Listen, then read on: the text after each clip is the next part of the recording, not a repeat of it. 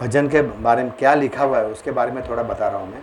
हे मन, तुम केवल नंद नंदन के अभय प्रदानकारी चरणारविंद का भजन करो।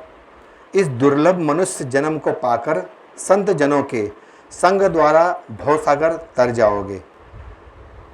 इसमें कहा गया है कि हे मन, तुम केवल नंद नंदन मतलब भगवान का ध्यान करिए, उनके चरणों का, और तुम जन्म मृत्यु जरा व्याधि से निकल जाओगे। मैं दिन रात जाकर सर्दी गर्मी आंधी तूफान वर्षा में पीड़ित होता रहा। क्षण भर के सुख हेतु मैंने व्यर्थ ही दुष्ट तथा कृपण लोगों की सेवा की। उसके बाद लिखते हैं, सारी संपत्ति यौवन पुत्र परिजनों में भी वास्तविक सुख का क्या भरोसा है। यह जीवन कमल के पत्ते पर स्थित पानी की बूंद जैसी अस्थिर है। अतः मुझे सदा भगवान भी हरि की सेवा व भजन करना चाहिए। बोलते ये सारी संपत्ति यौवन है, पुत्र है, परिजन है, ये वास्तविकता नहीं है, इसमें एक क्षण भंगुर के लिए। और किस तरह से कमल के ऊपर अगर हम पानी छिड़के ना तो पानी यहाँ से वहाँ जाता है, वो पानी को छूता नहीं है, और जरा टच होगा तो सीधा गिर जाता है। पानी से दूर रहता है वो कमल का पत्ता, लेकिन उसका जड़ पानी में रहता है। लेकिन पत्ते के ऊपर जैसा पानी है, कमल डल जल जीवन टलमल, उसी तरह हमारी जीवन भी है, टलमल है, कभी भी गिर जाए पता भी नहीं चलेगा। गोविंदास की यह चिर अभिलाषा है कि वो भक्ति की निम्नलिखित 9 विद्याओं में संलग्न हो। श्रवण, कीर्तन, स्मरण, वंदन, पाद सेवन, दास्यम, पूजन, साख्यम, आत्मदम। गोविंदास जी कहते हैं कि हमें नवदा भक्ति में संलग्न रहना चाहिए। यह मेरी अभिलाषा है, जिसमें श्रवण, कीर्तन, स्मरण, वंदन, पाद सेवन, दास्यम, पूजन, साख्य और आत्मनिवेदन है। तो हम थोड़ा अभी भजन गाएंगे। भजहु रे मन।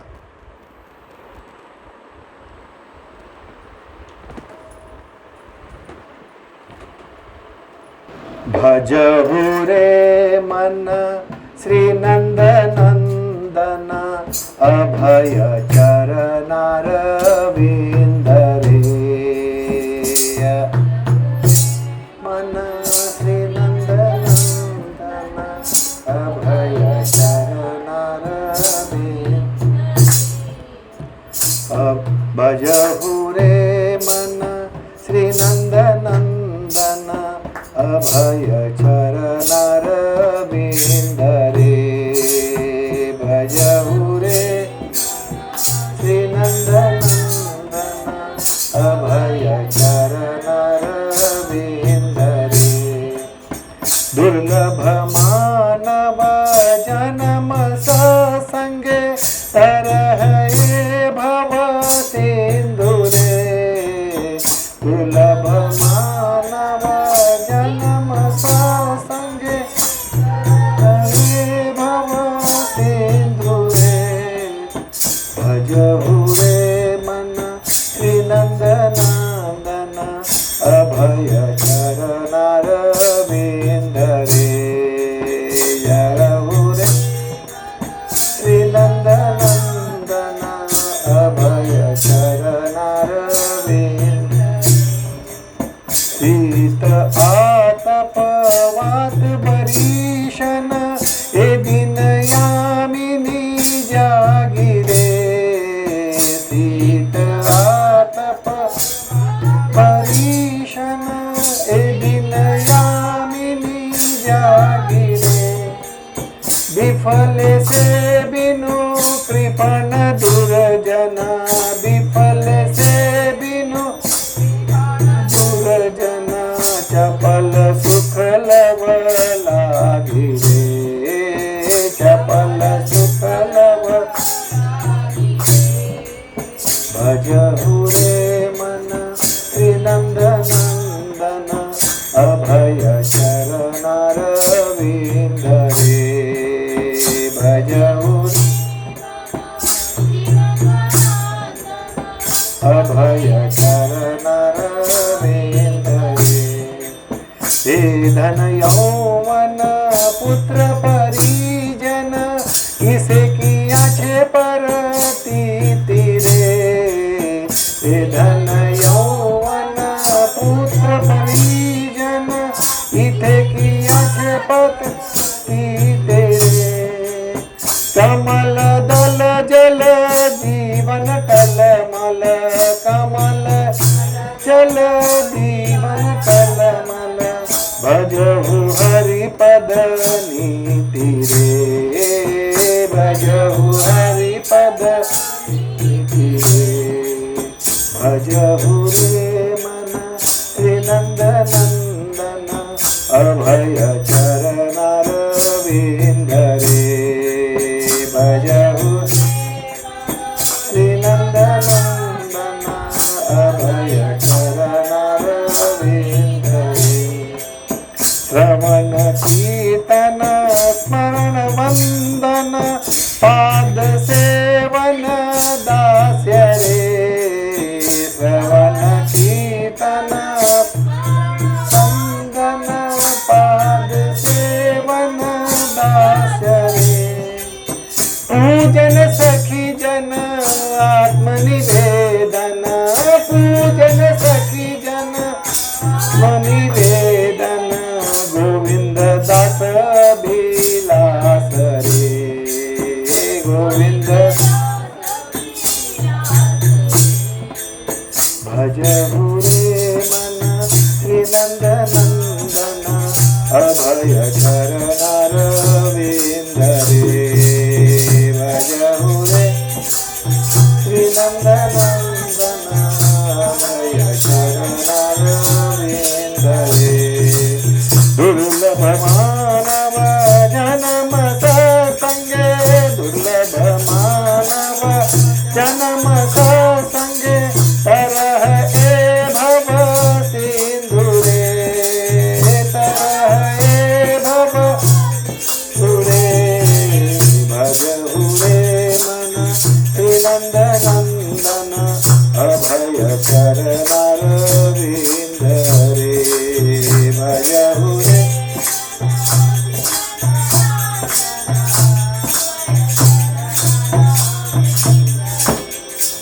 तो इसमें गोविंददास जी कहते हैं कि हर वक्त भगवान का भजन करना है, तभी हमें भक्ति में आगे बढ़ सकते हैं, भगवान के चरणों की वंदना करना है। इसका सार बहुत यही है। जय राधा माधव कुंज बिहारी, जय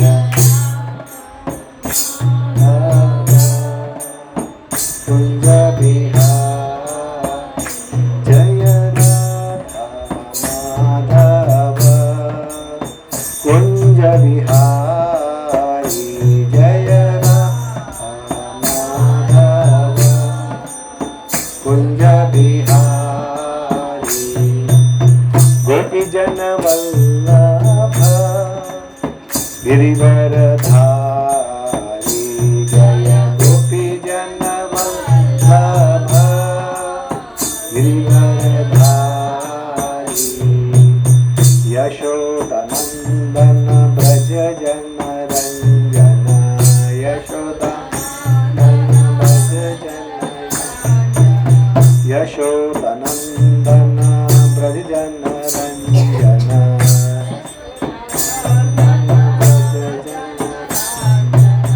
यमुना तीरा वनचारी, यमुना तीरा, यमुना तीरा वनचारी,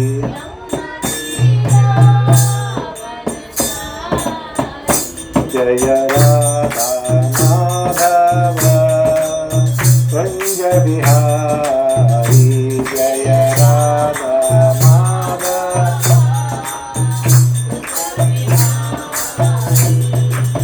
हरे कृष्णा कृष्णा कृष्णा हरे हरे, हरे राम राम राम हरे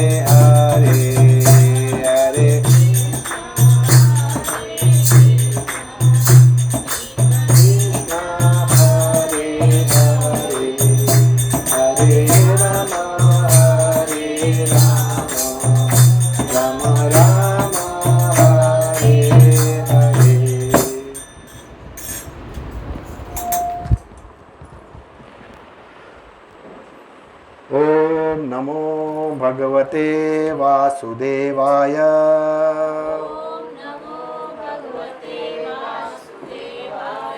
ओम नमो भगवते वासुदेवाय।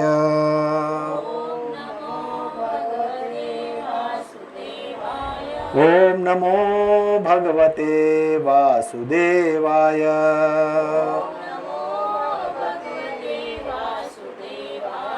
ओम अज्ञानतिमिरान्धस्य ज्ञानाञ्जनशलाकया चक्षुरुन्मिलितं येन तस्मै श्रीगुरुवे नमः। श्रीचैतन्यमनोभीष्टं स्थापितं येन भूतले स्वयं रूपा कदा मह्यं ददाति स्वपदान्तिकं। वन्देऽहं श्रीगुरु श्रीयुतापदकमलं श्रीगुरुवैष्णवांच श्रीरूपं साग्रजातं सहगण रघुनाथं तं तजीवं सावधैतं सावधूतं परिजना सहितं कृष्ण चैतन्य देवं श्री राधा कृष्ण पादान सहगण ललिता श्री विशाखावितां च। हे कृष्णा करुणा सिंधु दीनबंधु जगतपते गोपेशा गोपिका कांता राधा कांता नमस्तुते। तप्त कांचन गौरंगी राधे वृंदावनेश्वरी वृषभानुसुते देवी प्रणमामि हरिप्रिये। वाञ्छाकल्पतरुभ्यश्च कृपा सिंधु भव एव च पतितानां पावनेभ्यो वैष्णवेभ्यो नमो नमः। जय श्री कृष्ण चैतन्य प्रभु नित्यानंद श्री अद्वैत गदाधर श्रीवासदि गौर भक्तवृंद। हरे कृष्णा कृष्णा कृष्णा हरे हरे हरे राम राम राम हरे हरे हरे कृष्णा कृष्णा कृष्णा हरे हरे हरे राम राम राम हरे हरे हरे कृष्णा कृष्णा कृष्णा हरे हरे हरे राम राम राम हरे हरे। नारायणं नमस्कृतं नरं चैव नरोत्तमं देवीं सरस्वतीं व्यासा ततो जयमुदीरये। नष्टप्रायेषु भद्रेषु नित्यं भागवत सेवया भगवते उत्तम श्लोके भक्तिर्भवति नैष्ठिकी। कृष्णाय वासुदेवाय देवकी बोलिए कृष्णाय वासुदेवाय देवकी नंदनाय च नंद गोपकुमाराय गोविंदाय नमो नमः। हरे कृष्णा। तो आज आखिरी दिन है इसका पितृपक्ष का और कल से नवरात्र शुरू हो रहे हैं। नवरात्र तो उसमें उस दिन क्या होता है नवरात्र में देवी का पूजा होता है। नौ देवी का मट्टी ला के उसमें अनाज डाल के ठीक है बहुत अच्छी बात है जो कर रहे हैं क्योंकि कुछ तो भगवान की पूजा कर रहे हैं फिर ही तो नहीं बैठे हुए ना। और लोग कुछ गलत कार्य भी होता है बकरा काट रहे हैं ये काट रहे हैं वो सब नहीं होना चाहिए। माता को ये सब पसंद नहीं है। तो नवरात्र है जो 9 दिन पूजा होता है। कौन है दुर्गा माता कृष्ण की बहन है महादेवी है। वे उनका जो रूप है उनके अनुसार उनका भोग लगाया जाता है। 9 दिन उपवास रखते हैं 9 दिन उपवास रहता है लोग। तो आज हम भक्ति की शक्ति क्या है भक्ति जिससे हमें शक्ति मिलती है। माता जी को शक्ति कैसे मिलती है पैर दर्द दे रहा है लेकिन तुम उसको बोलते हैं भक्ति की शक्ति। मुझे किस लिए करना है अपने लिए नहीं कर रहे। भक्त आएंगे भगवान को भोग चढ़ाना है उसका चिंता उसको बोलते हैं भक्ति की शक्ति। भगवान ताकत देते। तो शुद्धिकरण की जैसे विधि है शुद्धिकरण ब्राह्मण जो होते हैं मंत्रों का उच्चारण करके संपूर्ण वातावरण को शुद्ध करता है ब्राह्मण। जैसा हम लोग हरे नाम लेते हैं ना हरे कृष्णा कृष्ण कृष्ण हरे हरे हरे राम राम। तो इससे क्या होता है यह मंत्र जो होता है करने पर यहाँ पर सिर्फ अपने घर का नहीं जहाँ जहाँ तक अपना आवाज़ जा रहा है, हम जब कीर्तन करते हैं सामूहिक, तो जहाँ जहाँ तक आवाज़, वो सब एरिया शुद्ध हो जाता है।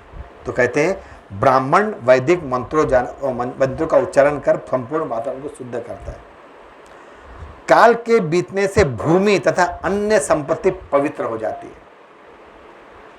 कितने जिस तरह से गंदगी होते हैं अपने पृथ्वी में बहुत गंदगी है, लेकिन जैसे जैसे काल बीतता है, जैसे सूर्य आता है, सूर्य देव आता है, तो ये नहीं सोचता ये गंदा चीज़ है, उसको इतना धूप से सुखा के वो मल को भी वो शुद्ध कर देता है, उसको मट्टी में बदली कर देता है। या कोई कीड़े मकोड़े मर जाते हैं, उसमें से बदबू आता है, लेकिन धीरे धीरे धीरे धीरे वो भी मट्टी में मिल के उसका पूरा जो सूर्य देव है पूरा उसका करके उसको पूरा शुद्धता लेके आता है। तो कहते काल के बीतने से भूमि तथा अन्य संपत्ति पवित्र हो जाती है। और स्नान करने से क्या होता है? शरीर की शुद्धि होती है। स्नान करने से शरीर की शुद्धि होती है। उसके बाद सफाई करने से अच्छोच्छ वस्तु शुद्ध हो जाती है। मैं देखा प्रभु जी उस दिन आके सब झाड़ू उड़ी मार रहे थे, फटाफट कर रहे थे, तो इसको बोलते हैं शुद्धिकरण। तपस्या करने से क्या होती है शुद्धि? इंद्रिया शुद्धि होती है। अपने मन में जो भी इंद्रिय है ना, बहुत सारे इंद्रिय, तो वो शुद्ध होते हैं तपस्या करने से, हमें सही राह मालूम पड़ता है। ब्राह्मण को दान देने से, ब्राह्मण को दान देने से धन की शुद्धि होती। मंदिर में दान करने में, विष्णु मंदिर, मैं ये नहीं बोलता इस्कॉन मंदिर, विष्णु के मंदिर में जहाँ भी विष्णु का हो, कृष्ण का मंदिर हो, वहाँ जाके दान देने पर धन की शुद्धि होती है, या ब्राह्मणों को दान देने पर। और संतोष जो होता है वो मन को शुद्धि करता है। और श्री कृष्ण की भक्ति, हरिनाम आत्मा को शुद्ध करता है। आत्मा की शुद्धि बहुत जरूरी है। अगर हम आत्मा की शुद्धि करेंगे तो हमारा कल्याण ही कल्याण है। थोड़ा गंगा के बारे में बता रहा था मैं। गंगा का उद्गम वाल्मीकि रामायण में लिखा हुआ है कि अयोध्या में सगर राजा राज्य करते थे। अयोध्या में पहले अयोध्या में सगर राजा थे, सूर्यवंशी, राम के कुल के सगर राजा, राम कुल के हैं। उसने 2 शादी किए थे। एक का नाम था केशनी, एक का नाम था सुमिति। दोनों हिमालय में जाके तपस्या करते हैं और महर्षि भृगु को तपस्या करके कि उनको मुझे कुछ बच्चे चाहिए। एक जन क्या बोलती है, ये भृगु मुनि मुझे एक ही पुत्र चाहिए, केसनी बोलती, और सुमिति बोलते मुझे बहुत सारे बच्चे चाहिए। तो बोले कि तो 50,000, सीधा बोलते 50,000। तो मतलब आशीर्वाद, क्योंकि पहले का जो हम सोचने में हमारी बुद्धि कम लगेगा। कौरव भी 100 थे, तो 100 एक साथ उन्होंने दिया। उनका कुछ बोलते मांस का गोला आने के बाद उसको मटके में रखने के बाद पुत्र पैदा था। उस वक्त का वो अलग था, और अब ऐसा नहीं है। ऐसा वो सब मंत्र उपचार से किया जाता था। तो केसनी रानी ने एक पुत्र की कामना की, तो रानी सुमिति ने 60,000 बच्चों की कामना की थी। सॉरी, 7,000 पुत्र की कामना की थी। तो सुमिति को क्या हुआ, एक तुम्बा पैदा हुआ, घड़ा, और उसको फोड़ने पर उसमें से 60,000 बच्चे निकले। और केसनी को खाली एक पुत्र हुआ, उसका नाम पड़ा असमझ। लेकिन वो एक बच्चा होने के बावजूद बहुत दुराचारी हो गया, हर गलत कार्य करता था। तो सगर पहले ऐसा था, जो राजा देखते थे अगर मेरा पुत्र भी है क्यों ना हो, उनको सजा मिलता था। आजकल की युग में नहीं है। तो उसको क्या बोला, तू घर से निकल जा, क्योंकि तू बहुत ही दुराचारी हो गया। उसको दंड देता है दुराचार। तो उसको निर्वासित कर दिया। उसका पुत्र था अंशुमन, राजा अश्वमेध। उसने राजा ने अश्वमेध यज्ञ किया। किसने? दुनिया, बहुत बड़ा यज्ञ किया उन्होंने। इतना बड़ा यज्ञ किया कि यज्ञ में घोड़े को छोड़ते, अश्वमेध यज्ञ बोलते उसको। तो उन्हें बोला, राजा साहब ने बोला, हम अश्व जहाँ जहाँ घोड़ा जाएगा वहाँ की जमीन हमारी। पहले ऐसा होता था। श्री रामचंद्र क्या करते, कथा सुनेंगे, उसमें भी श्री राम सर अश्वमेध करते हैं, घोड़ा चोरी। तो कौन पकड़ता है घोड़े को? लव कुश पकड़ लेते। तो कोई ना कोई आता है मतलब वो करने के लिए। तो जब ये अश्वमेध कहते तो ये इंद्र बोलता अरे बाप रे, ये तो बहुत ही बुद्धिमान है, इन्होंने तो पूरा अपना पृथ्वी अपने सर्कल करके बाद में भक्ति भी ले लेगा, तो मेरे से बड़ा भक्त बन जाए। तो इंद्र क्या करता है, घोड़े को चुरा लेता है, चुरा के क्या करता है, पाताल लोक में लेके जाकर कपिल मुनि के आश्रम में बांध देता है। और कपिल मुनि बहुत ही दिनों से तपस्या करते रहते पाताल लोक में। अब सगर देखता है अरे घोड़ा कहाँ गया, तो उनके जो 60,000 बच्चे रहते हैं, पुत्र रहते हैं, बोलते जाओ और उस घोड़े का पता लगाओ। तो उनके 60,000 पुत्र जाते पूरा घोड़ा का पता लगाने के लिए, और वे पूरे पृथ्वी लोक का चक्कर लगाते, घोड़ा नहीं मिलता। अरे घोड़ा गया कहाँ, 60,000 लोग जाके परेशान हो गए। तो उन्होंने बोला हम लोग पृथ्वी का खुदाई करेंगे, शायद पता लोग में। और जब वो लोग खोदते हैं, पृथ्वी खुदाई करने के बाद जब नीचे उतरे देखते हैं कि कपिल मुनि के आश्रम में बंधा हुआ है घोड़ा। घोड़े को देख के वो बोलते ताज्जुब लगता है, बोलते ये इतने बड़े संत होने के बाद ये इनके कपिल मुनि के आश्रम में कैसे बंधा हुआ है, ये मतलब ये लालच आदमी है, ये ढोंग कर रहा है। पहले तो उनके दिल में आता है 60,000 पुत्र कि ये तो हमारा घोड़ा इसने बांध के रखा हुआ है और अपना तपस्या में वो कर हुआ है, अगर हम वापस घोड़ा लेके जाएंगे छुपके से भी तो ये अपना हमारा ही अपमान है, तो इसको सजा देना मांगता है कपिल मुनि को। बड़ा बड़ा आँख बंद करके तो बोलते, सब बोलते इसको मार डालो, कपिल मुनि को गला काट दो। अब वो तलवार लेके मारने जाते, तो कपिल मुनि को एक कोई आया तो अपना आँख खोलते, जैसा आँख खोलते हैं उस पर वार किया तो उनके शक्ति से उनके आँख में से अंगार निकलते हैं, और जो 60,000 जो पुत्र रहते जल के भस्म होकर राख होकर उधर गिर जाते। एक क्षण में पूरा राख, 60,000 बच्चे। अब बहुत ये परेशान हो जाते कि इतना दिन हो गया मेरे बच्चे आए क्यों नहीं, सबको पूछते जाओ कहाँ गए मेरे 60,000 बच्चे, और सब लोग ढूंढ ढूंढ के परेशान हो जाते हैं। उसके बाद अंशुमान को भेजते हैं, तो वे जाते हैं नीचे, मालूम पड़ता है कपिल मुनि के पास, तो जाते हैं वहां पर देखते हैं अरे यहाँ तो घोड़ा बंधा हुआ है और ये पूरा राख का ढेर लगा हुआ है, तो बोले जरूर कुछ अनहोनी घटना होगी। तो वे उनका चरण पकड़ते हैं और बहुत अरदास करते कि क्या हुआ, मतलब यहाँ पर हमें कुछ रास्ता बताइए करके। तो उनका आँख खुलता है तो बोलते हैं कि तुम्हारे जो 60,000 पुत्र थे वे जल के भस्म हो गए, उनका कोई तर्पण नहीं किया इसलिए प्रेत बन गए। तो बोलते उन्होंने क्या गलती किया, बोलते उन्होंने मुझे मारने के लिए चेष्टा किए थे, मारने के लिए, तो मैंने तो नहीं, मेरे शरीर से आंखों में से अंगार निकल तो बस में आ गए, यही वो राख का ढेर है।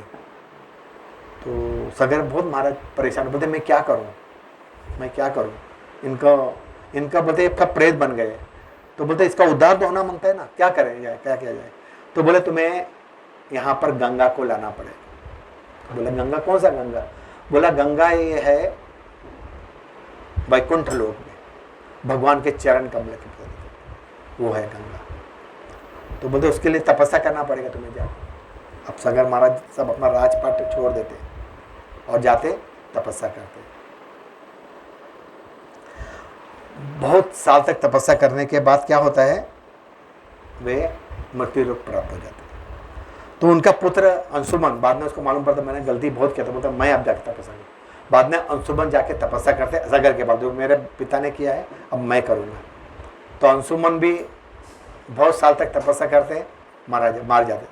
उसके बाद क्या करते हैं, उसका पुत्र रहता है दिलीप बोलते हैं अभी मालूम पड़ता है कि उसका पिता क्या स्वर्ग, बोलता मैं जाऊँगा। ये राजपाट किसको दे देते हैं, भागीरथी को, उसका पुत्र रहता है भागीरथी, तो उनको दे देते। और वो जाके दिलीप काके भी बहुत साल तपस्या करते और वे भी अपना शरीर 3रा पीढ़ी तो शरीर त्याग दिए।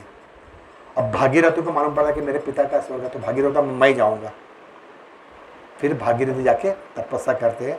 तो 4थी पीढ़ी तपस्या करने के बाद क्या होता है, गंगा आती है। बोलते हे पुत्र तुम्हारी 4थी पीढ़ी तुमने मेरे तपस्या, मैं तुमसे तुम्हारे भक्ति से बहुत प्रसन्न। बोले तुम्हें क्या चाहिए, तो बोलते ऐसा सा है मेरे पुरखों लोगों का अस्थि विसर्जन करना है, उनका राख पड़ा हुआ है, उनको शुद्ध करके उनको मोक्ष देना है, तो कृपया करके आप मेरे साथ चलिए। तो बोलती मैं कैसे चलूँ, अगर मैं तुम्हारे साथ आऊँगी, मेरा धारा इतना तेज है कि जैसा मैं पृथ्वी को छेद करके, पतालों को भी छेद करके मैं नीचे पहुंच जाऊंगी, सुतल तलातल में। तो बोले फिर मैं क्या बोलता, फिर तुम्हें कुछ उपाय करना पड़ेगा। तो बोले आप ही बताइए क्या कर, मतलब मेरा वेग सिर्फ एक ही भगवान रोक सकता है, वो है शंकर भगवान। आप उसकी पूजा करो, क्योंकि आशुतोष है, बहुत जल्दी मान जाते हैं। भागीरथी फिर से तपस्या करते हैं, तपस्या करने बैठते हैं। गर्म पानी है, तो तपस्या करने बैठते हैं और भगवान को प्रसन्न करते हैं। शंकर भगवान आते, बोलते क्या बात हुआ, बोलते मैं गंगा को पृथ्वीलोक पे लाना चाहता हूँ, लेकिन उसकी वेग इतनी है, तो आप कृपया करके उसको धारण कर लीजिए। तो बोला ठीक है, कोई बात नहीं, मैं उसे अपने जटा में धारण कर दूंगा, उनका जटा बहुत रहता है। फिर गंगा आती है, एक बूंद आई है गंगा, हाँ गंगा का सिर्फ एक ही बूंद आया जो अभी तक चल रहा है, याद रखना, एक ही बूंद है। सतयुग से एक ही बूंद है। तो एक जो बूंद आती है गंगा का, वो उसके जड़ में, अपने बाल में, जटा में धारण करते, उसके बाद पड़ता है क्या, गंगाधर नाम पड़ता है भगवान, और उसमें से एक पॉइंट नीचे गिरता है पानी का। तो गंगा बोलती है अभी मेरा तो मैं आ गई हूँ, अब मुझे रास्ता बताओ, आप मुझे रास्ता बताओगे, मैं उसी रास्ते से तुम्हारे पीछे पीछे आऊंगी। तो भागीरथी बोलते बहुत खुश होता है, घोड़े लेता है, लगाता है, पीछे पीछे गंगा धाड़ दौड़ करके पूरा झाड़ तोड़ती फोड़ती सब आती है उसके पीछे पीछे, और भागीरथी आगे भागते हैं, कपिल मुनि के पास जाने का रहता है, भागता जाता है। तो बीच में एक बहुत बड़े मुनि रहते हैं, उसका नाम रहता है जानवी। तो उनको बहुत तपस्या, बहुत उनको शोर शराबा मालूम पड़ता है। वो क्या करते हैं, गंगा को पकड़ते हैं, अपने जांग में बंद कर देते हैं, और भागीरथी बोलते हैं गंगा कहाँ गई, गंगा कहाँ गई, वापस आते। तो हम बोलते मालूम पड़ता जानवी मुनि जो रहते, उन्होंने अपने जांग में गंगा को दबा दिए। तो वे वापस उनको बोलते कि ऐसा सब बात है, मेरे पूरे पुरखे, मुझे पता नहीं था, आप इस शोर से आप परेशान हो जाएंगे, क्योंकि तुम्हारा पूरा आश्रम भी तोड़ देती है ना, कितना धारा हो जाए। तो उससे माफ़ी मांगते, तो बोला कोई बात नहीं, तुमने मुझे माफ़ी मांगा, माफ़ी दे दिया। उसके बाद उसके जांग से प्रकट होती है गंगा, तो उसका नाम पड़ता है जानवी। जानावी तट वने जग मन लोभा, है ना अपने भजन, तो जानवी नाम उनका पड़ता है। और जब फिर वह गंगा आगे भागते, तोड़ते जाते कपिल मुनि का, और कपिल मुनि का आश्रम जाते, जितना भी उनके पुरखे रहते हैं, उसको पानी जैसा लगता है, सबको मोक्ष मिल जाता है, और बाद में वो गंगा सागर में जाके गिरते हैं। तो बोलते सारे तीर्थ बार, सही बात है ये, गाना में ऐसा लिखा है कोई शास्त्र में कि खाली गाने में,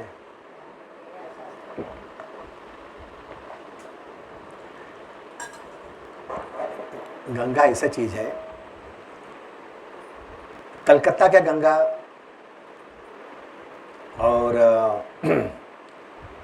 जो भी गंगा चाहिए वो एक ही गंगा, सब एक ही है, तुम कहीं भी ना हो, वो एक ही फल मिलेगा। अभी आप सोचेंगे मैं गंगा सागर में नहाऊंगा, तो क्योंकि वहाँ पर उनको मोक्ष मिला है, ये भावना है, लेकिन गंगा सागर में आने के बाद भी हमारा जो हृदय में परिवर्तन नहीं आता है। हमारे प्रभुपाद बोलते हैं हरिद्वार का गंगा में और कलकत्ते के गंगा में कोई फर्क नहीं, एक ही गंगा है। लोग हरिद्वार जाके काटते, लेकिन कलकत्ता में भी नहाओगे तो चलेगा। तो सही बात है, गंगा में स्नान करने का उनका दिन है स्नान करने का, तो बोलते उस दिन स्नान करेगा मोक्ष मिलेगा। लेकिन मोक्ष कैसे मिलेगा जब तुम भगवान के शरण में नहीं है। घर में आके गंगा में स्नान करने के बाद घर में आके बोलते गंगा में जो लोग नहाते हैं ना, उन लोग को यही पता नहीं कि नहाने का वजह क्या है। हम लोग गंगा में जब घर में नहाते हैं शरीर शुद्धि करने के लिए, और गंगा में नहाते हैं हृदय शुद्धि के लिए। याद रखना मांगता है, इसलिए हमारे महाराज बोलते जब भी हम पवित्र नदी में स्नान किए पहले उनसे क्षमा मांग लो। हमारे कोई औकात नहीं कि पैर लगाए गंगा को। गंगा को हम पैर लगा रहे हैं नहाने के लिए, तो पहले माफी तो मांगो उनसे कि ये मैया मैं आपके गोद में आ रहा हूँ, मुझे क्षमा करना, मेरा पैर लगेगा, और उसे दंडवत करने का, तब जल में जाने का। वो तैरने का जगह नहीं है, लोग तैर रहे हैं, मजा बना के रखे हैं। पवित्र चीज यमुना, गंगा, जितने भी गंगा चाहिए, यमुना जो गोदावरी, नर्मदा, ये जो पवित्र जल है उसमें हमें शरीर शुद्ध नहीं करता है, हमारे शरीर के अंदर का भावना, शरीर के अंदर का हृदय वो शुद्ध होता है। ये बहुत सोचने वाली बात है। कुछ भी कर नहीं लेना है, मतलब वहां पर जाके लोग नहाने के बाद अपने कपड़े वहां धो रहे हैं, वो कपड़ा धोने की जगह नहीं है। मैं तो सबको बताता ये कपड़े धोने की जगह नहीं है। आप नहा लिए ना, बस वो गीला कपड़ा लेके बाहर उसको गाड़िए, धो रहे हैं वहां पर, वो धोने वाली जगह नहीं है। इतने पवित्र जगह पे आने के बाद जरा तो सोचो, या फिर कोई साधु संग लो ताकि वो बताए किस तरह से आपको गंगा में स्नान करना है। साधु संग साधु कम सर्व शास्त्र कहे, लौ मात्र साधु संग सर्व सिद्धि हो। इसलिए कहते हैं साधु का संग लो। इसलिए तो प्रवचन होता है कि तुम्हें पता लगेगा जब हाँ प्रभु जी ने ऐसा कहा था, तो आप उतना सोचेंगे कि आज मैं यहाँ पर आया हूँ तो थोड़ा मैं इसको प्रणाम कर लूँ। और उसके बाद जब गंगा देखती अरे ये पुत्र मेरा या पुत्री मेरी आके इस तरह से बढ़ता है, तो उसको उस पर वो मन में शुद्ध करती है, तब हमारे में पवित्रता आता है। और तब हम क्या करते हैं, भक्ति अच्छे तरह से करते हैं।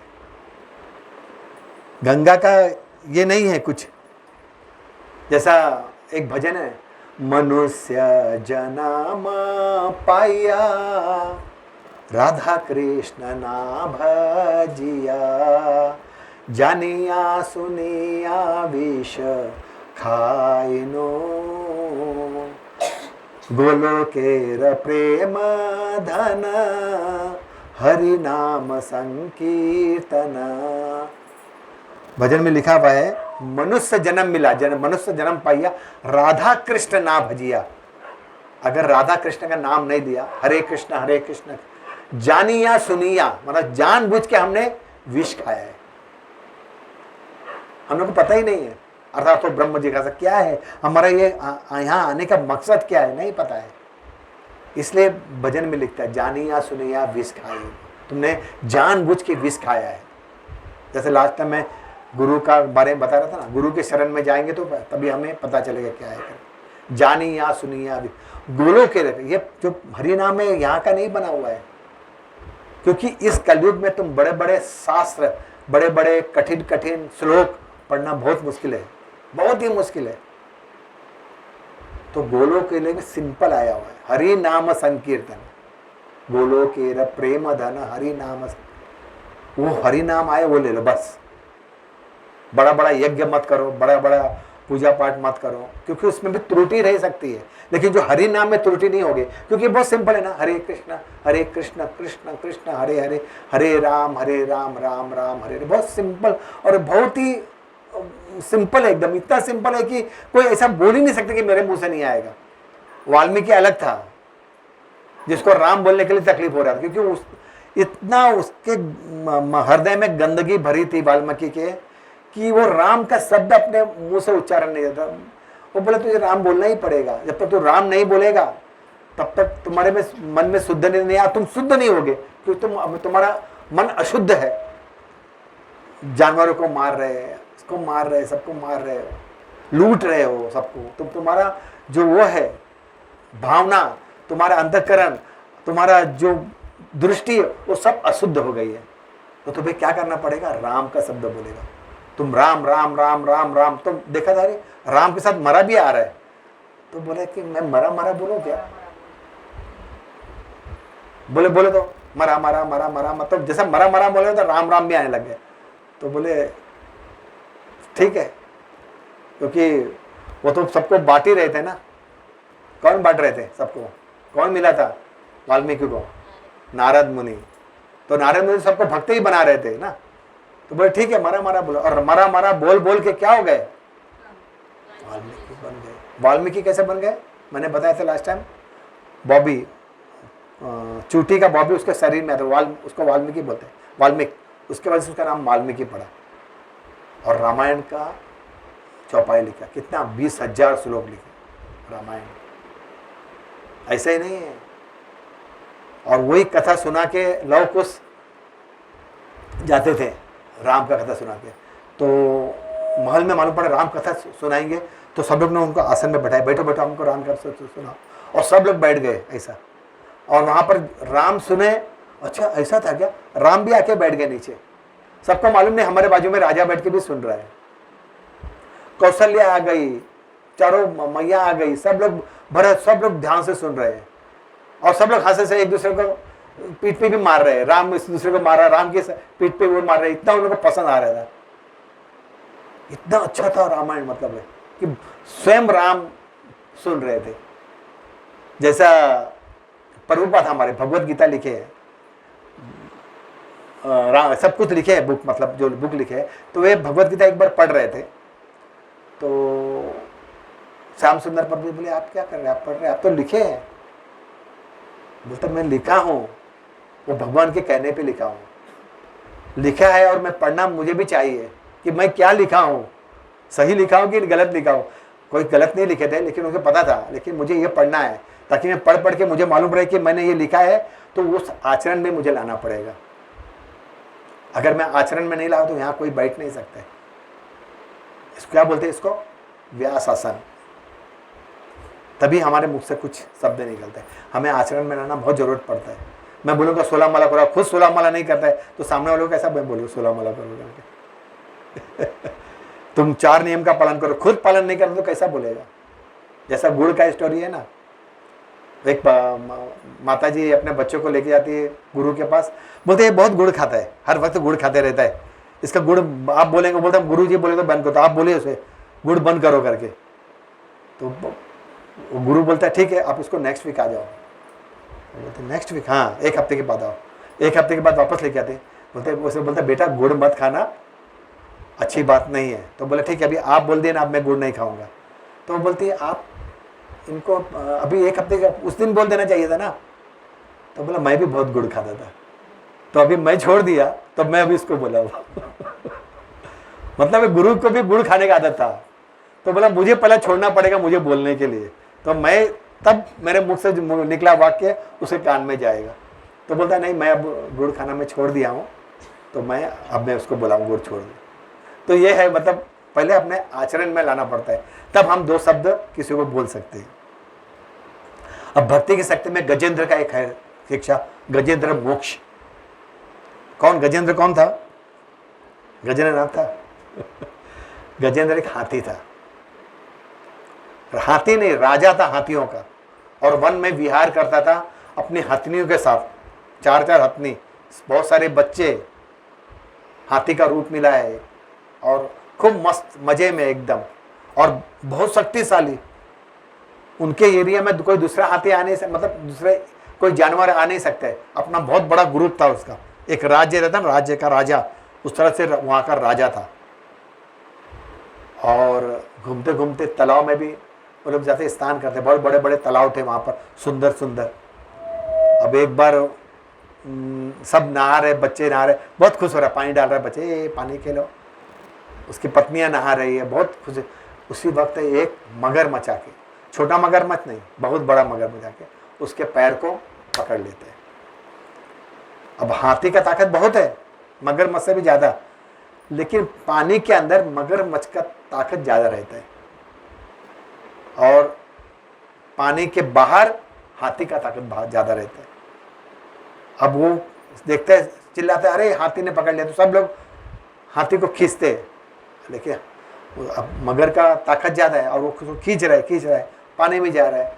अब सब लोग चिल्ला रहे, हाथी हथनी और उनके सब मित्र लोग भी आके बहुत बार खींचने की कोशिश किया, निकले नहीं। तो सब लोग आके किनारे पे खड़े हो गए कि शायद ये ताकत आ जाए, ये भगा दे। ऐसा बहुत दिन तक खड़े थे, देखे थे ये तो अभी छोड़ ही नहीं रहा है, सब हाथी चले जाते, उसके पत्नियां भी चले थे, बच्चे, कोई अकेला रहता है वो। और वो परेशान होता, पता नहीं मेरे में इतनी शक्ति है, फिर मैं ये मगर को क्यों नहीं करते। कहते हैं शास्त्र के अनुसार 1000 साल तक उनका वो पानी के बाहर, पानी के अंदर, खींचते खींचते खींचते 1000 साल तक। अभी ये मैं बताऊंगा तो आपको बुद्धि में नहीं आएगी, लेकिन शास्त्र में लिखा हुआ है, क्योंकि हमारे जो समय हम अपने लिए बहुत कम है। मैंने लास्ट टाइम बताया था ना, एक दिन ऊपर का, स्वर्ग का, यहाँ का 1 साल। तो 1 साल में उनका जब लंच टाइम होता है पितृलोक का, उस वक्त अपना वो 15 दिन इधर आता है, तो 1 साल में एक बार उनको खाना मिलता है। हम सोचे कि 1 साल में मिल रहा है, नहीं, उनको एक दिन में मिल रहा है। ये एक बहुत बड़ा गणित है, जब तक शास्त्र नहीं पढ़ेगा तो पता नहीं चलेगा। अब वो परेशान हो गया, तो कुछ उसको पहले जन्म का याद आया उसको कुछ, कि मैं तो एक भक्त था, भगवान मतलब, तो बोलता मैं विष्णु के शरण में जाऊंगा। तो वहाँ एक कमल रहता है, कमल को तोड़ता है सोंड से और विष्णु को अर्पण करता है और बोलता है, हे विष्णु, मुझे मेरी रक्षा कर करके मैं तुम्हें कमल आपको सौंप रहा है सोंड से। अब जैसे विष्णु को मालूम पड़ता है, चलो अब ये कहाँ पर था, कहाँ पर भगवान बैठे हैं, कहाँ बैठे भगवान, कहाँ बैठे रहते हैं, वैकुंठ लोक में। और कहाँ ये उसको बुलाते हैं, उनका वाहन कौन सा है, गरुड़। चलो मेरे को अभी का भी इसी वक्त पहुंचाओ। गरुड़ उड़ रहा है, अब कब तक उड़े, थक जाता है। तो भगवान बोला अभी इसकी शक्ति खत्म हो गई। किसकी, गरुड़ की शक्ति खत्म हो जाती है, उतना तेज उड़ेगा। और बोलता नहीं गरुड़, मुझे अभी पहुंचना है, 1 सेकंड में जाना है। उसका ताकत खत्म हो गया। बोलता प्रभु मेरा ताकत खत्म हो। क्या करते हैं भगवान, उसको अपने कंधे पे लेके 1 सेकंड में वहां पहुंच जाते हैं। ये है भगवान की कृपा। उसके बाद फिर वापस उसके ऊपर बैठते हैं, अपने सुदर्शन चक्र से उस मगरमच्छ का गर्दन काटते हैं और उसको बोलते भगवान मुझे भी अब मोक्ष चाहिए, मैंने देख लिया यहाँ पर मेरे पत्नी बच्चे सब चले गए, मुझे यहाँ नहीं रहना है। तब उनको भी मोक्ष देते हैं और वो ग्रह के फंदे से छुड़ाए, बोलते हैं ना, मतलब वो मगरमच्छ को भी मोक्ष देते हैं। तो वो किस तरह से, मतलब भक्ति की शक्ति क्या है, तो उन्होंने पहले कुछ भक्ति की हुई थी। एक बात याद रखना, हम लोग जब मिलते हैं ना यहाँ पर आके, जो पुराना भक्ति भी रहता ना, इसलिए आप लोग यहाँ आके बैठ सकते हैं। कुछ आपके माता पिता लोगों का भक्ति जो आप में आया हुआ है, और कुछ तुमने कुछ पूर्ण जन्म में कुछ भक्ति की है, वह आता है। तो वह है भक्ति की शक्ति, कि हम यहाँ बैठ के श्रवण कीर्तन विष्णु स्मरण करते हैं। प्रहलाद महाराज की भी कथा आती है। क्या आती है? प्रहलाद महाराज कौन थे, किस उसका पिता का नाम क्या था? हिरण्यकशिपु। अब प्रहलाद अपने पत्नी, प्रहलाद अपने माँ कयादु के गर्भ में रहते। अब गर्भ में तो कोई पाठ नहीं पढ़ा सकता है ना, उनको गुरु का भी संग नहीं मिलता है, वपू का संग। श्रवण किया उन्होंने गर्भ में। नारद मुनि ने जब उनको बताया भगवान ऐसा ऐसा है, विष्णु ही सब कुछ है, नारायण ही सब कुछ है, तो उन्होंने गर्भ में सुना तो उनको मालूम पड़ा, अरे ऐसा है। मेरे पिता तो बोलते मैं बहुत बड़ा वो हूँ करके, गर्भ में तो पूरा भागवतम सुन लिए। और जब प्रकट हुए, जन्म हुआ, तो पिता बोला अरे इसको तो अभी मेरा बेटा हुआ है, मुझे इसको तो अच्छा पढ़ाने के लिए भेजते हैं। वहाँ संग अमर के कॉलेज में बड़ा विद्यापीठ है, बहुत बड़ा स्कॉलर। तो वहाँ पर जब पढ़ाई करता, सब में फर्स्ट नंबर, तो बहुत। लेकिन एक उभार होते विष्णु का बयास करता। वो जब उसको बोलते हैं ना तेरा पिता कौन है, भगवान है, तो बोलता नहीं विष्णु भगवान है, नारायण भगवान है। तो वो लोग संग और अमर बहुत परेशान होते, जो उसके प्रिंसिपल ये सब रहते हैं ना, बहुत परेशान बोलते ये हर वक्त भगवान का नाम लेता है। तो बोलता कोई बात नहीं, इसको वापस पढ़ाओ, शायद उधर कोई अपना कोई दुश्मन घुस गया है जो उसके कान भर रहा है कि नारायण बड़ा है करके। उसके बाद वापस लेके जाते हैं तो छुट्टी होता है, तो ये नहीं जाता है प्रहलाद। और जितने भी उसके जो सहपाठी होते, क्या बोलते हैं उसको, सहपाठी जो साथ में बच्चे पढ़ते हैं ना, सभी को भक्त बना देता है। बोलते हैं ये जो मेरे पिता भगवान नहीं है नारायण भगवान है। तो बोलते तुम्हें ऐसा कैसा मालूम पड़ा? सब बच्चे बोलते थे आपको कैसा मालूम पड़ा? और संग अमर बोलते हैं आपको कैसा मालूम पड़ा कि नारायण भगवान है? हमने तो सुना है सिर्फ हिरण्यकशिपु भगवान है। जितने भी 9 ग्रह है उनके पैर के नीचे है, उसके ऊपर पैर पे चढ़ के जाके उस पर बैठते हैं। 9 ग्रह उनके कब्जे में है। बोलता है फिर भी भगवान बड़े हैं। अब सब परेशान संग अमर और वापस लेता, बोलते ये बच्चा हमसे नहीं सुधरने वाला है, सब चीज़ में अव्वल है, लेकिन ये तुम्हें भगवान नहीं मानता है। तो बोलता अगर ये मुझे भगवान नहीं मानता है तो इसे क्या कर दो? मार दो। अब मारने के लिए क्या करते हैं? बहुत सारा उपाय करते हैं। पहले तो पहाड़ से फेंकते हैं, उसके बाद फिर गरम तेल में भी डालते हो, फूल बन जाता है।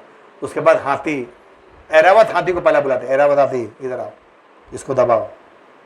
तो जाते जैसा पैर दबाने जाता है, अरे बोलता है तो भगवान का नाम ले रहा, हरि का नाम लेता, पीछे कर देते, वो नहीं बढ़ता है।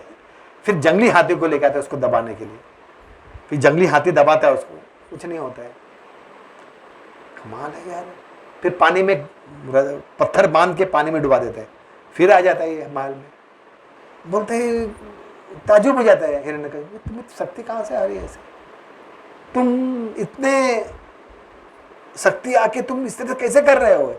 बोलते हैं शक्ति मेरे पास नहीं है शक्ति, ये मेरे भगवान की तरफ से आ रहा है। जहाँ से तुम्हें शक्ति मिलता है वहाँ से मुझे भी शक्ति मिलता है। अगर तुम वो शक्ति का दुरुपयोग करोगे तो तुम्हें वो फल मिलेगा, और सत्य करोगे तो वो फल मिलेगा। तुम अगर भगवान के शरण में जाओगे तुम्हें सब कुछ मिलेगा। बोलता तुम हर वक्त विष्णु विष्णु विष्णु, भगवान नारायण नारायण, कहाँ है भगवान तुम्हारा? भगवान बोलते सब जगह है। कैसे सब जगह है? हम कैसे पता लगे कि सब कुछ सब जगह भगवान है? कोई बता सकता है? कैसे हम पता लगाए कि अभी भी भगवान यहाँ पर है, हमारे साथ में है? समझना मुश्किल है थोड़ा हिंदी गाने के से बताता हूँ। अगर मैं कहूँगा यहाँ पर किशोर कुमार का गाना बज रहा है तो क्या करेंगे? उसके लिए क्या है? एक रेडियो है, उसको लगाएंगे, AM FM में लगाएंगे तो गाना बजने लग जाएगा। यहाँ बज रहा था मतलब, लेकिन हमें सुनाई नहीं पड़ता। उसके लिए क्या किया है हमने? वो रेडियो का आवाज़ में आ गया उसमें वो गाना। उसमें ऐसे बोले भगवान क्या है? बोले ये क्या भगवान यहाँ है ना, यहाँ पर उसने आसन बनाया हुआ है, वहाँ ऑलरेडी विट्ठल रखमाई है, लड्डू गोपाल है, तो है ही ना इधर भगवान। अब हमारे समझ में फेर है, ये तो प्रतिमा है, भगवान किधर है? तुम्हारे समझ में फेल है। भगवान अगर आ गए तुम सब पहचानोगे नहीं भगवान को। हिरण्यकशिपु नहीं पहचाना कि मेरा भक्त इतना, मेरा बेटा बोल रहा है कि भगवान है, तो नहीं समझ रहा था। तो बोलता कहाँ है भगवान? तो बोलता है कि सब जगह। बोलता ये खंबे में है? बोलता है ना। तो महाराज लेक्चर में बता रहे थे, तो जब उन्होंने बोला खंबे में है तो भगवान खंबे में ऐसा आ गए और प्रहलाद महाराज को बोले मैं खंबे में हूँ, बोल खंबे में। बहुत अच्छा लग रहा था महाराज का सुनने के लिए। महाराज उसको दिख रहा था खंबे के अंदर, किसको? प्रहलाद को दिख रहा था, बोल खंबे में मैं हूँ, बोल खंबे में मैं। बोलता हाँ एक खंबे में है करके। और उस वक्त वो खंबा तोड़ते, उस वक्त क्या प्रकट होते हैं? नरसिंह भगवान। जो आज सुंदर भजन आज हमारी माता जी हेतल माता जी ने गाई थी नरसिंह भगवान का, तो नरसिंह भगवान प्रकट हो जाते हैं। और उसका मतलब जो भी उन्होंने कहा था मुझे अमर कर दो, तो बताए कि ये अमर यहाँ कोई नहीं है, बताना चाहते थे उनको कि अमर कोई नहीं, और उनको मारते हैं। तो ये है क्या है? भक्ति की शक्ति क्या है? प्रहलाद महाराज में जो भक्ति थी उसकी शक्ति थी वो। जैसे गंगा जब आई, कितने लोगों ने उसके लिए, गंगा आने के लिए कितने लोगों ने तपस्या किया? 4 पीढ़ी ने। सगर हो, अंशुमन हो, दिलीप हो, भागीरथी, 4 पीढ़ी के बाद गंगा आई थी। ऐसे नहीं है, उनकी जो भक्ति थी उनके वजह से।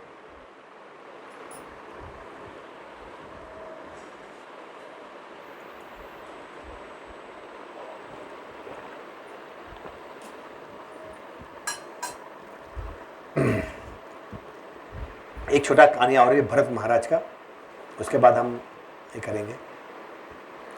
तो भरत महाराज कौन थे? बहुत बड़े राजा थे। और भरत महाराज का 6वां अध्याय है भागवतम का, 7वां। हाँ, वृषभ देव के पुत्र। मतलब वृषभ देव कौन थे? बहुत बड़े भगवान थे ना। वृषभ देव जो आजकल कौन लोग पूजा करते हैं वृषभ देव का? जैन लोग। लोग मानते नहीं है कि ये विष्णु तत्व है करके, वृषभ देव को अलग कर दिया। और हमारे शास्त्र में लिखा है वृषभ देव नग्न घूमते थे। और वो लोग क्या सोचते हैं कि भगवान ऐसा कर रहे हैं, वैसा हमें नहीं करना है। एक्चुअली इतना तपस्या करो, लेकिन अगर तुम्हें बहुत ही तकलीफ हो रहा है उस तपस्या के कारण और तुम भगवान को भूल रहे हो, तो उसमें तपस्या नहीं होता है। तपस्या करने के लिए हमारा मन शुद्ध होना चाहिए। हमारे में भगवान शक्ति देता कुछ भी तपस्या करने के लिए। जैसे निर्जला उपवास आता है, उस वक्त भगवान शक्ति देते हैं। लेकिन आपका स्वास्थ्य ठीक नहीं है तो तुम जल पी सकते हो, एकादशी उपवास रख सकते हो। दवा खा रहे हो, मैं तो दवा नहीं खाऊंगी, मेरा तो उपवास है, और बाद में तबीयत खराब हो जाएगा तो वो जो भक्ति करे वो भी नहीं होगी। तो दवा खाना भी बहुत जरूरी है। तो उनके भरत महाराज इतना ध्यान से मतलब वो करते, तो उनका उम्र हो जाता है तो बोलते अब मैं जाता हूँ भगवान की भक्ति करूंगा। और भगवान की भक्ति करने के लिए जंगल में चले जाते और इतना तीव्र से भक्ति करते कि वो भाव में आने वाले थे। तो एक दिन क्या होता है, नदी के किनारे एक हिरन के पीछे बाघ लग जाता है, और जब वो बाघ हिरन को पकड़ने जाता है तो पानी में छलांग मारती है। जैसे पानी में छलांग लगाती है, उसका बच्चा नीचे गिर जाता है पानी के अंदर। तो बाघ वो हिरन को पकड़ने जाता है और बच्चा बह जाता है। तो बच्चा बहता तो भरत महाराज अरे मतलब बच्चा बह रहा, वो भाग के जाता है और बच्चे को उठा के लेके आता है और कहाँ रखता है? अपने आश्रम में रखता है और उसका देखभाल करता है, उसको खाना खिलाना पिलाना। भक्ति के इसमें वो हिरन का ध्यान करने लग गया। हालांकि ऐसा नहीं कि वो पूजा करता, लेकिन पूजा कैसा कर, पूजा करते समय उसका चले जाता था, अपने मन से पूजा करने लग गया। उसके बाद वहाँ पर कुछ भी वो भगवान को अर्पण करने के लिए फल फ्रूट ले तो उसको वो झूठा कर दे देता है, अरे हिरन का मेरा बच्चा है। उसके प्यार में वो करते करते एक बार रात को हिरन गायब हो जाता है। अब वो बता रहे बच्चा किधर गया, जाता जंगल जाता भागता ढूंढता, अंधेरे में ढूंढता कहाँ है हिरन कहाँ है, और ऊपर पहाड़ से गिर के मर जाते हैं। भरत महाराज मर जाते। दूसरा उसका जन्म किसका मिलता है? हिरन का मिलता है। अब वो इतना भक्ति किया रहता है तो उसको याद आता कि मैं तो भक्ति करने आया था और मैं हिरन का शरीर मिल गया मेरे को। भक्ति करने आया था और मुझे हिरन का शरीर मिल गया।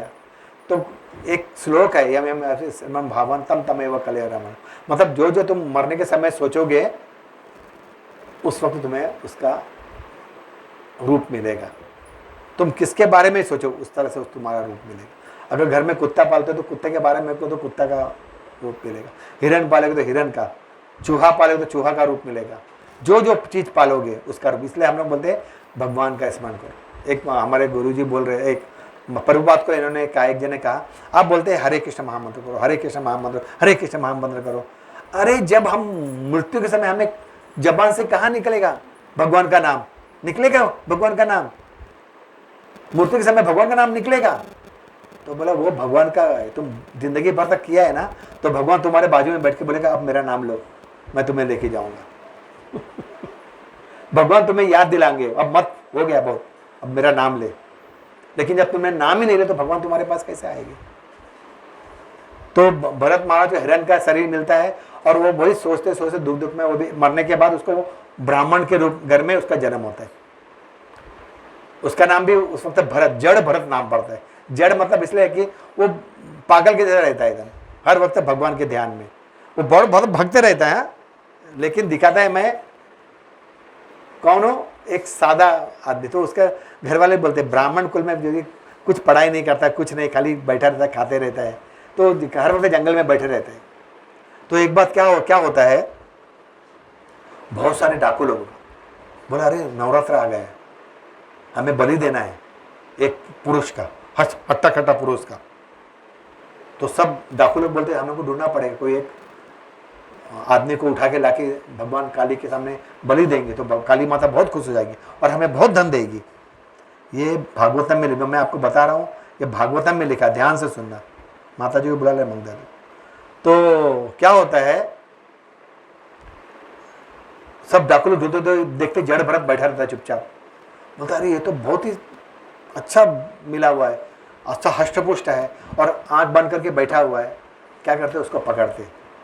तो बोलता मुझे खींच क्यों रहे, मैं तुम्हारे साथ चलता हूँ ना, अच्छा चलोगे, हाँ चलो, लेके आते, खींच के ले जाते काली के मंदिर में, बड़ा बड़ा बहुत ही हिंसक मंदिर, उसमें काली मैया पूरा अवतार में खड़ी है, खप्पर त्रिशूल हाथ लिए, और बोलते हैं कि, और वो धार करते हैं, बोले हम तुम्हारा बलि देने आए हैं।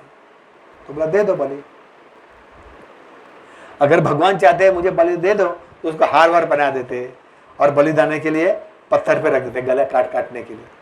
अब काली मैया देखती, दुर्गा मैया काली मैया देखता, अरे बोलते ये क्या हो रहा है, ये जिसको काट रहा हो तो बहुत बड़ा भगवान का भक्त है, और ये भक्त को अगर ये काट देंगे तो जो मेरे भैया है, मतलब जो कृष्ण है, वो तो बहुत दुखी होंगे, पाप लगेगा सबको, मुझे भी उल्टाव करेंगे। और जैसा वो गर्दन काटते हैं तो काली मैया वहां प्रकट हो जाती, और जितने भी डाकू रहते सबका गला काट देते, और भक्त बच जाते। तो मतलब है अगर हम भगवान की भक्ति में रत हो तो कोई से बुरे चीज भी का खात्मा हो जाता है। तो आज का ये है मेरे लेक्चर में भक्ति, यह है भक्ति की शक्ति। हर वक्त भरत मास में बहुत बड़ा कहानी है, लेकिन यह है कि भक्ति में अग्रसर रहने से हमें फायदा होता है। अगर भक्ति में अग्रसर नहीं है तो हमारा ध्यान यहाँ से वहाँ भटकेगा, यहाँ से वहाँ भटकेगा। ठीक है, हरे कृष्णा।